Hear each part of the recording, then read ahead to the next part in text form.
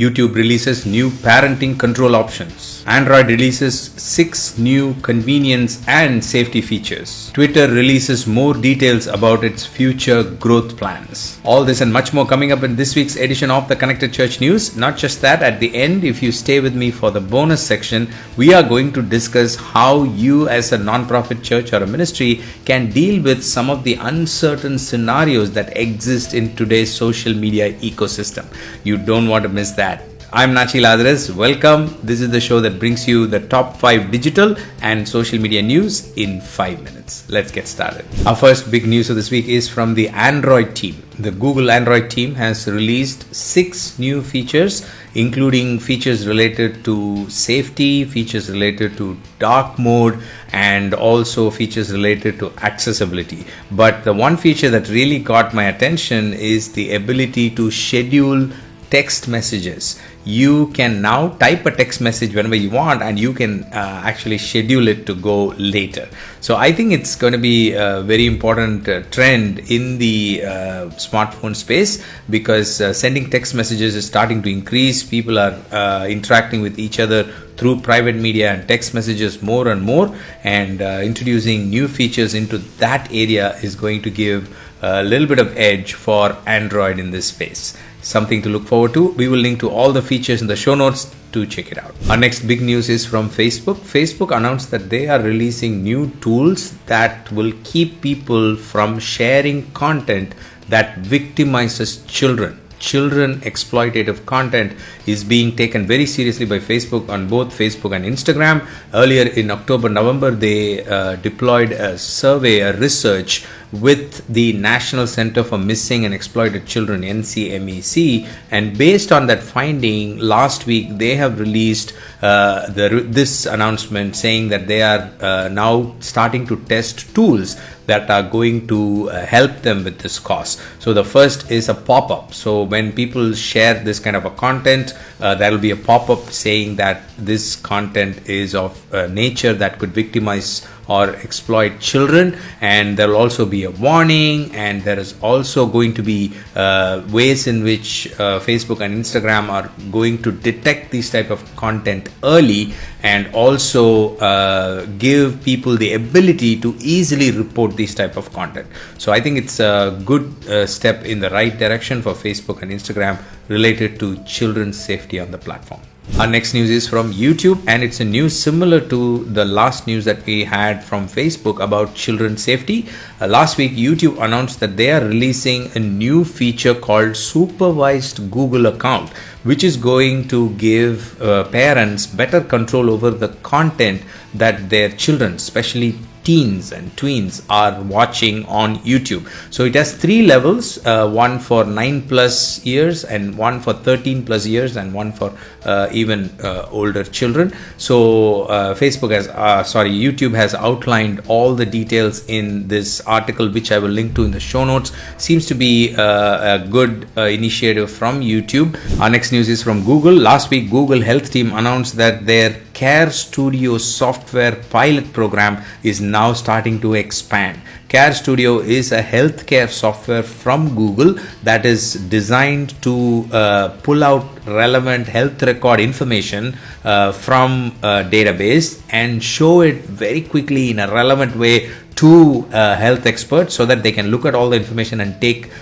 decisions that could be critical, because they are health-based decisions. For example, if they just type in diabetes, it looks just like a Google search, and if you type the word diabetes and then based on the patient's health record, it will pull up relevant information and display it to the professionals. So it looks like a very important software from Google.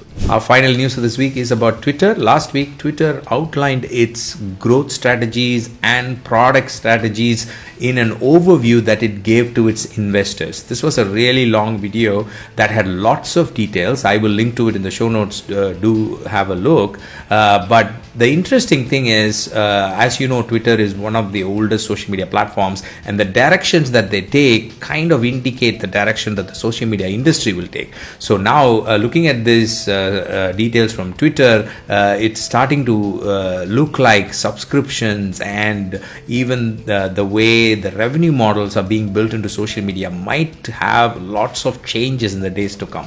Fascinating set of information. I will link to it in the show notes. Do check it out. Those are the top 5 news items I have for you this week. But don't go away, because we've got a bonus section where we are going to talk about the uncertainties in social media and the 3 things that you can do to go through this season and emerge successful. Stay with me.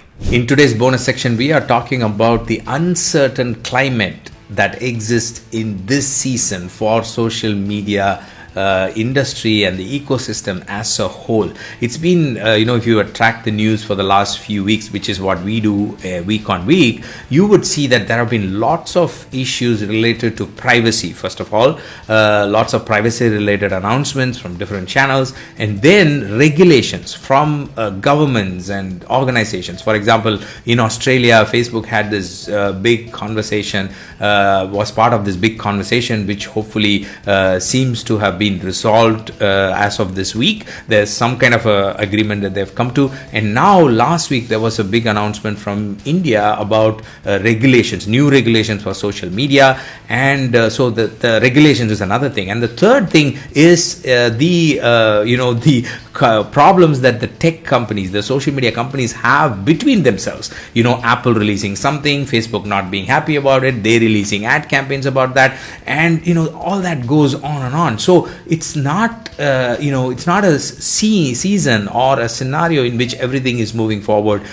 towards something that is smooth. And you as a non-profit church or a ministry, how do you handle this? How do you wade through all of this in this season? Because we realize that social media is a high potential platform, right? It's a platform where people are millions and millions of people, and it's continuing to grow, and it will only continue to grow in the next few years. So what do we do about this? How do we use social media, especially as organizations that serve people, you as leaders of those organizations? How do you look at social media as a tool to help people, minister to people, serve people, be there as a non-profit or a church that helps people move forward? How do you do that? I have 3 things that I want to share with you. First is focus on your purpose. Focus on what you want to accomplish through social media.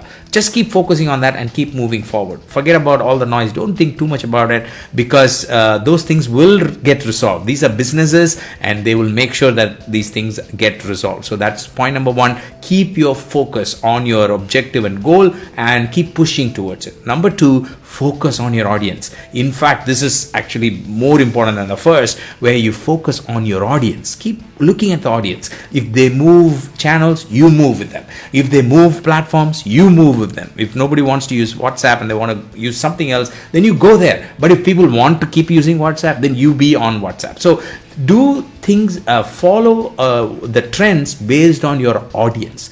Keep looking very closely at what your audience wants, and that will actually help you to wade through all this confusion. And finally, always keep your ears towards the trends and keep watching this space very closely, because this is, as of now, very volatile. Things can go any way, and new platforms are coming, new stuff is happening, and lots of twists and turns. So be on top of trends, watch the news very closely, and try to stay as a leader on top of this, so that you can make quick, nimble decisions when things happen. So that is the input I wanted to share with you today. Thanks for being with me. If you like to dig deeper into any of the stories we talked about, we've got all the source links and details on our news page, nachilazarus.com/news. Do check it out. I'll see you next week with another set of news items. Until then, you stay connected and stay blessed. God bless you.